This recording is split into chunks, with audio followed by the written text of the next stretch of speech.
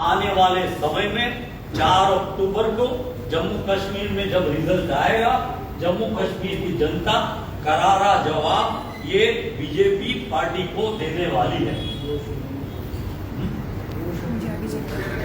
तो किश्तवाड़ के मतलब हमारे जो शहीद जवान हुए उसके बारे में नहीं हुए। हम बड़े दुख की बात है, सवाल राजनीति में सत्ता लेने का ही नहीं, पर लोगों के सेंटीमेंट, उनके प्रति सहानुभूति, उनके प्रति प्यार, इसके बारे में हमें सोचना चाहिए, करना चाहिए।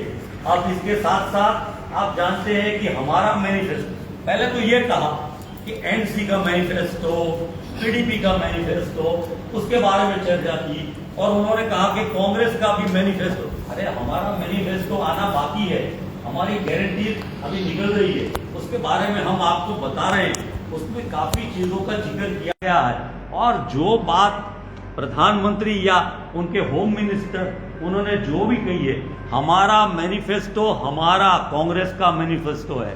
कांग्रेस की फिलोसॉफी कांग्रेस की फिलोसॉफी है, कांग्रेस की आइडियोलॉजी कांग्रेस की आइडियोलॉजी है।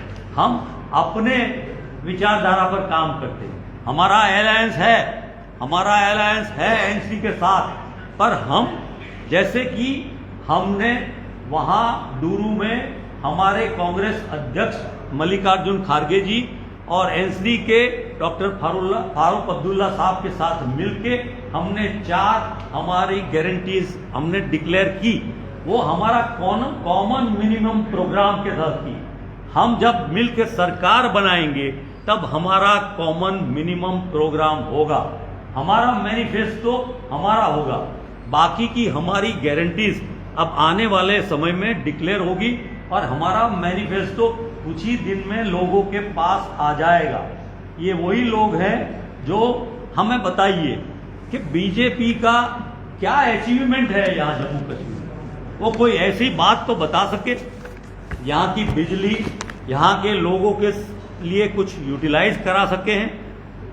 मैं पावर मिनिस्टर था, पूरे देश में जैसे नॉर्थ ईस्ट स्टेट, बाकी हिमाचल, वहां के लोगों को जब पावर जनरेशन हाइड्रो पावर से होता था, उन स्टेट के लोगों को खास स्पेशल दिया जाता।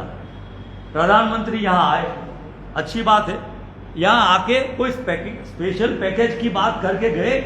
इस बार बजट में भी उन्होंने प्रोविजन किया, दूसरे स्टेटों को दिया, स्पेशल पैकेज दिया, ठीक है, उनका भी स्वागत है। लेकिन जम्मू कश्मीर के लिए उन्हें कुछ तो बोलना चाहिए था, कुछ तो बताना चाहिए था, उसमें कुछ तो प्रोविजन उनको रखना चाहिए था, वो भी उन्होंने कुछ रखा नहीं है। तो हमारी ये बात है, corruption from grass root to LG. आप सब जानते हैं, यहाँ निकल के बाजार में जाएं और कहीं किसी नागरिक से, किसी भी इंसान से पूछे तो वो कहेगा कि जम्मू कश्मीर में एलजी के रूल में करप्शन, ऑटोक्रेसी, दादागिरी ये बहुत बड़ा है। कानून व्यवस्था टूट गई है।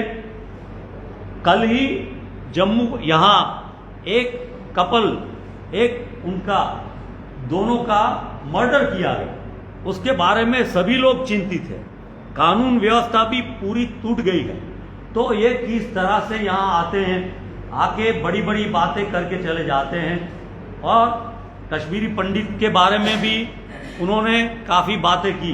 मैं याद दिलाना चाहूँगा कि जब कांग्रेस की यूपीए सरकार थी और हमारे प्रधानमंत्री डॉक्टर मनमोहन सिंह जी थे, उस समय में 2020 में काफ़ी प्रोग्राम रखे गए थे और उस प्रोग्राम में करीब 5000 हाउसिंग व्यवस्था की गई थी।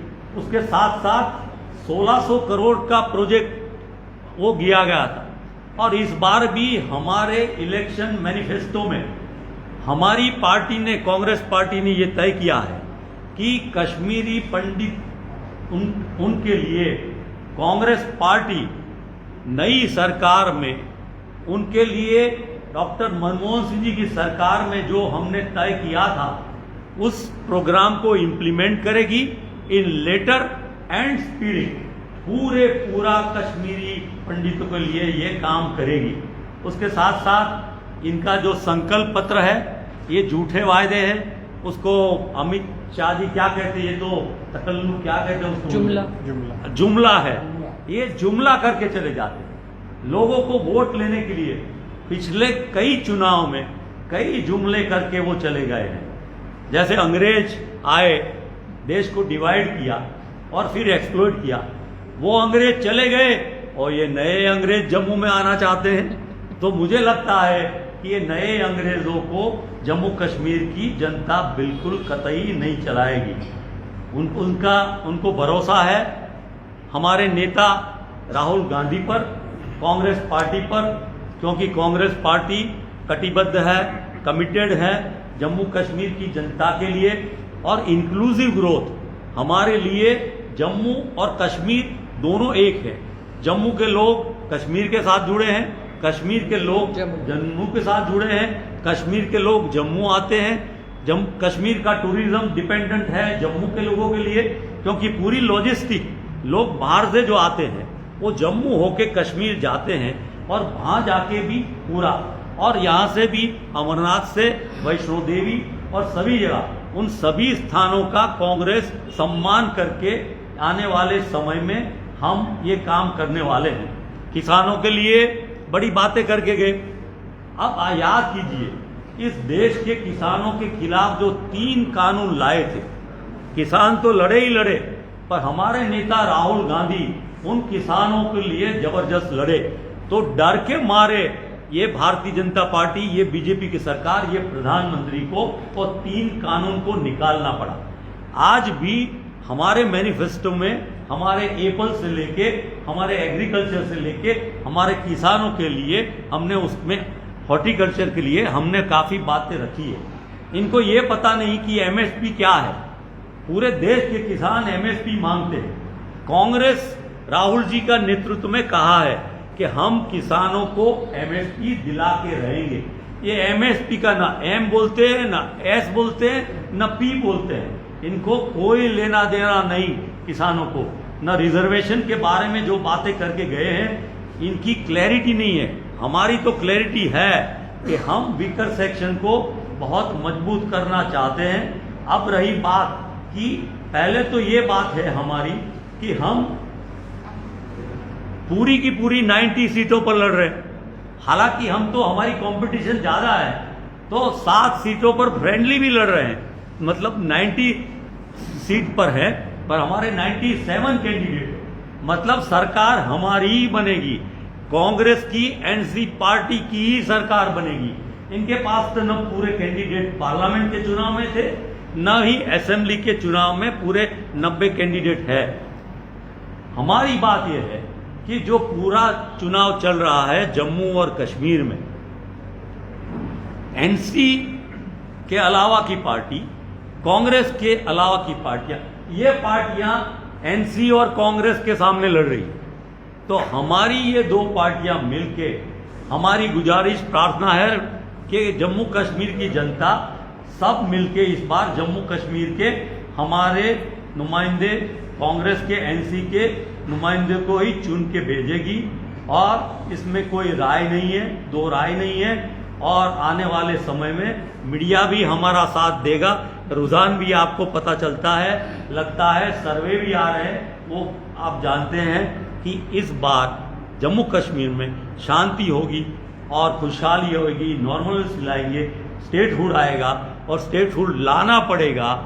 आप जानते हैं कि ये आने वाले 4 राज्यों के चुनाव में, चारों राज्यों में बीजेपी साफ हो जाएगी और उसके बाद केंद्र की जो सरकार है, वैसे भी वो क्या कहते हैं, किस पर खड़ी है, वो बैसाखी पर खड़ी है। और बैसाखी पर खड़ी हुई सरकार ज्यादा टिक पाएगी कि नहीं, हमसे ज्यादा आप लोग जानते हैं। उसके बाद ये चीजें काफी बदलेगी और आप सब से मिलके हम लोग आने वाले समय में आपके द्वारा कांग्रेस को मजबूत कराएंगे।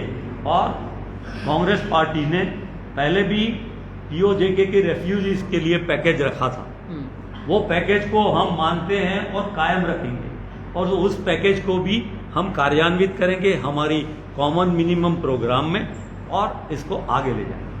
सोलंकी साहब, कुछ दिन ही रह गए फर्स्ट इलेक्शन में, मैनिफेस्टो अभी तक नहीं आया। लोग जानना चाहते हैं कि मैनिफेस्टो में डिटेल लेंथ एंड ब्रेड पे देखने के लिए कब तक मैनिफेस्टो की कापी आप रिलीज करेंगे? अभी दो दिनों के बाद ये मैनिफेस्टो तैयार हो गया है, इट्स रेडी। उसकी गारंटीज वगैरह तो आपने काफ़ी कुछ देख भी ली होगी, जो हमारी प्रायोरिटी है, पर मैनिफेस्टो भी जल्द 2 दिन में डिक्लेयर हो जाएगा। सर आपको लगता नहीं है मैनिफेस्टो रिलीज करने में वन बाय वन आप पूछें। हाँ, वन बाय वन। सर आपको लगता नहीं है ये मैनिफेस्टो रिलीज करने में देरी हो गई है, क्योंकि 18 तारीख को फर्स्ट फेज के इलेक्शन हो रहे हैं, आपके बड़े नेता चुनाव लड़ रहे हैं, तो लोगों के बीच में मैनिफेस्टो ही लेके जाते हैं जो नुमाइंदे होते हैं, मैनिफेस्टो ही नहीं है, कहीं ना कहीं एनसी के ही मैनिफेस्टो में कांग्रेस को भी लपेटा जा रहा है। आपको लगता नहीं है देरी की वजह से नुकसान हो सकता है? आपकी बात थोड़ी है कि दूसरे लोगों ने जल्दी कर दिया, पर हम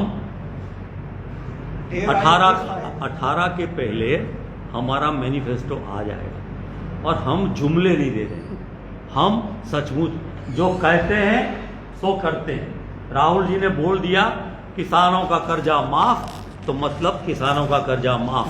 हम एमएसपी देंगे तो उसका मतलब हम एमएसपी देंगे।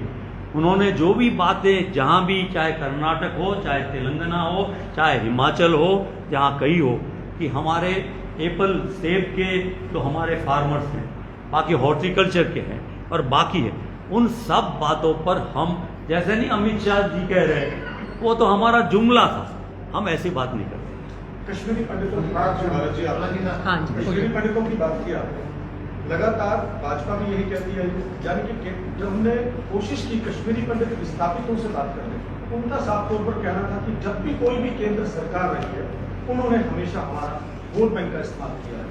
हमें आज तक कोई भी पार्टी कश्मीर घाटी में अपनी कशमकशी की धरती में वापस नहीं बसा पाई। अगर आपकी सरकार बनती है जम्मू कश्मीर में, तो क्या कश्मीरी पंडित विस्थापित वापस कश्मीर घाटी जा पाएंगे? देखिए, हमारा पैकेज जब हमारे लोगों ने, हमारे सोनिया जी के नेतृत्व में यूपीए की सरकार बनाई, डॉक्टर मनमोहन सिंह जी जो हमारे प्रधानमंत्री बने, उन्होंने जो पूरे पैकेज दिए उसमें खास कश्मीरी पंडितों के लिए योजना बनाई, उसको कार्यान्वित भी किया, काफ़ी कुछ हमारा हो गया।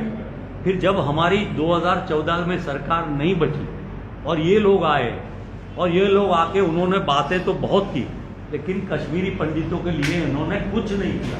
पर अब हमारी सरकार आएगी तो हमने स्पेशल बात रखी है, हमारे जो 11 मुद्दे बनाए हैं उसमें कश्मीरी पंडितों के बारे में हमारा पैकेज जो डॉक्टर मनमोहन सिंह जी के टाइम में रखा गया था, उसको हम लेटर एंड स्पिरिट, मतलब पूरा का पूरा लागू करेंगे।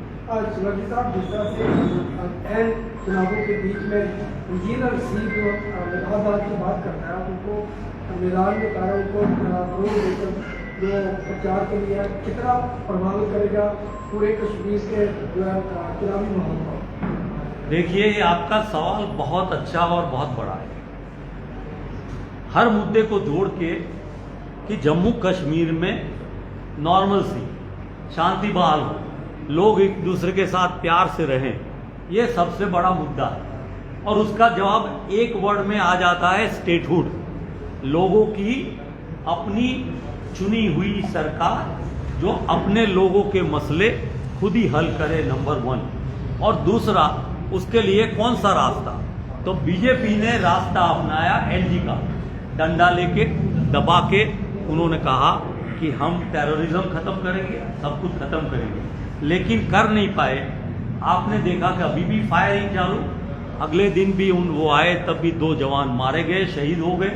तो राहुल जी ने जो रास्ता बताया कि नफरत के बाजार में मोहब्बत की दुकान वो चलाएंगे, तो ये जो मसले हैं पूरे कश्मीर के, जो आप मैं उसी को जोड़ रहा हूँ, उसी आप ही की बात को आ रहा हूँ कि जो भी फोर्सेस हैं उसका जवाब हमारा मोहब्बत की दुकान है। हमारे कश्मीर के, जम्मू के युवाओं को जोड़ने में मोहब्बत ही काम आएगी। मेरा